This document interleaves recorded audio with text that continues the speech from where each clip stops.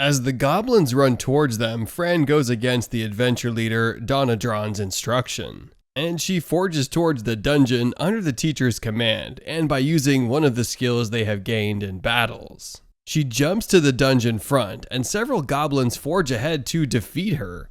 The other adventurers are scattered to fight the goblins, as it seems as if the goblins are also taking advantage of their attack to attack them in return. This gives Fran the opportunity to jump into the dungeon. Donadron and another top adventurer enter the guild with her, and Donadron is angry that she has disobeyed the instruction that no one should enter the dungeon without being commanded to. The top adventurer tells Donadron that they should forge ahead with Fran, so Fran won't get to the goals first and take it all. It is obvious that Fran is excited about her new powers. He runs towards the dungeon with so much happiness that teacher has to calm her down. He tells her she shouldn't overwork herself like she did the day before, and she should also understand that the dungeon is a very deadly place and she is at risk. She reassures him that she will be fine as she has the skills needed, and he tells her that if it happens that they are overwhelmed, they will use the teleportation feathers they brought with their gold to disappear from the dungeon.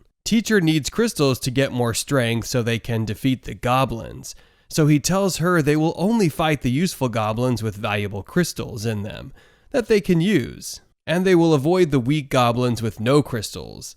This way the other troop coming behind them can also see goblins to kill. She accepts his decision, and as they approach the goblins, he uses his parallel thoughts, and they slay them. He takes the crystal and the goblins killed while he avoids the goblins without crystals. He tells Fran that if the other adventurers arrive and they see dead goblins without crystals, they should suspect her. So he decides to use dimension storage to store the dead goblins in his realm before moving on. He notices Fran is getting stronger and more confident in her ability, and he comments on her excellent work. She's super excited to get a commendation from him, which pushes her to do more. As they continue avoiding the weak goblins, the weak ones come together en masse and attempt to attack them. He tells her that they do not need these goblins, so he uses his double chant, which is the union between the parallel thought and fires javelin, and he uses it to destroy all the goblins.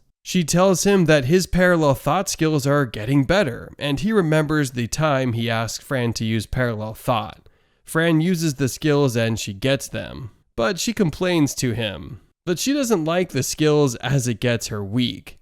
He figures that he could only use it because he isn't human. They continue in their adventure in the dungeon until they find another way inside the dungeon. They figure the dungeon is huge and wide, and they assume the master of the dungeon is probably hiding in the lower dungeon. As they approach the dungeon, they sight two hobgoblins. The hobgoblins run away immediately after they see her, and she rightly assumes that they are going to call their king and queens. On the other hand, Donadron and the other adventurers arrive at the dungeon. They pass through the places Fran has destroyed, and they kill some of the goblins she has left for them. One of them talks about how Fran has finished most of the mission, and the other replies that she at least left some of the goblins for them. At that point, Donadron figures exactly what the teacher has feared. He tells the others that for a goblin invasion, the dead goblins he is seeing on the floor doesn't equate to the numbers that should be there, and the dead goblins should be more than that.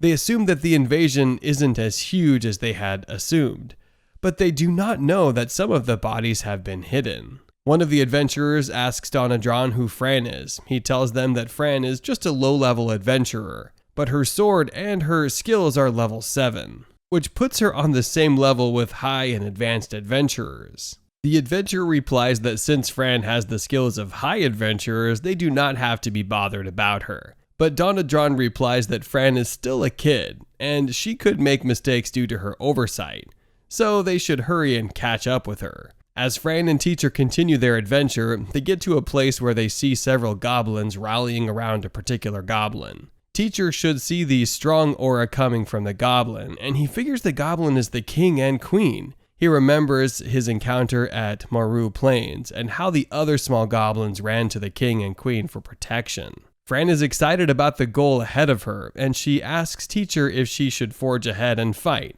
but he tells her they have to be careful. He says she's going to fight the king and queen and not the other goblins. so she can't go there without a plan. He creates a plan immediately, and he tells her that he will distract the goblins with magic while she will attack during the distraction. The plan goes well with Fran, and Teacher uses his parallel thoughts and double chant again. He calls for Fire Blast and Fire Javelin and throws the fire at the goblins. As the fire dies down, he asks Fran to use her skills to defeat the other goblins. But as she flies there, she is faced with an unexpected surprise. She finds out all the goblins are dead, including the king and queen that she has been excited to kill. She starts crying and gets angry at Teacher. She calls him a thief and says he has stolen her goblins. He persuades her and tells her he didn't know the goblins will be that weak, and he apologizes to her. She decides to forge ahead, hoping that she will find more goblins to kill. Also, she figures the reward for the adventure hasn't arrived, and some of the other goblins are running away from her. She finds a door which she confidently enters, and Teacher assumes the goblins they have killed might not be the dungeon master, and the dungeon master may still be ahead of them. They enter the room and they see shiny lights. The light forms into bugs, and a large number of ladybugs attack them. This is an unexpected attack, and Teacher had to use his appraisal to find out the levels of the ladybugs. He finds out that they are army beetles, and although they do not have great skills, they have high rewards, and they will earn much from killing them. Fran is excited to get another opportunity to show forth herself after Teacher has stolen her last opportunity. Teacher tells her that due to the size of the beetles, he will use his telekinesis to join them together, and she can defeat them at once. He does so, and she cuts through the beetles with her sword. They call that stage a bonus stage, as both Fran and Master are excited to win and fight the beetle. For 30 minutes, they keep fighting beetles, and with little stress. Fran's joy ends as she feels tired. They figure the beetles are calling for reinforcement, which explains why they can't destroy them completely. The army beetle leader, the kin, summoned 5 with the greatest skills join the fight. Teacher asks Fran if she is done enjoying herself, and he uses his tri-explosion to defeat all the beetles. They assume their mission has ended, and Teacher tells Fran that she has now been promoted to level 17, and she has gotten the skill of a kin summon slayer. However, they both see another door in front of them. As they get near the door, both Teacher and Fran could feel the aura of something strong. Even Teacher acknowledges that what is in that room is stronger than what he had encountered in Macau. He senses the demon in that room is probably a C-ranked monster, Glutton Slime King. Before entering it to face that threat, he figures out the need to empower Fran with more powers. He gives her the all-resistance skills, which will help her resist any attack. They employ the sensory boost so that it will sharpen her senses, and it will help her figure where the attacks may be coming from. Then he gives her regeneration, a skill that will make her heal fast.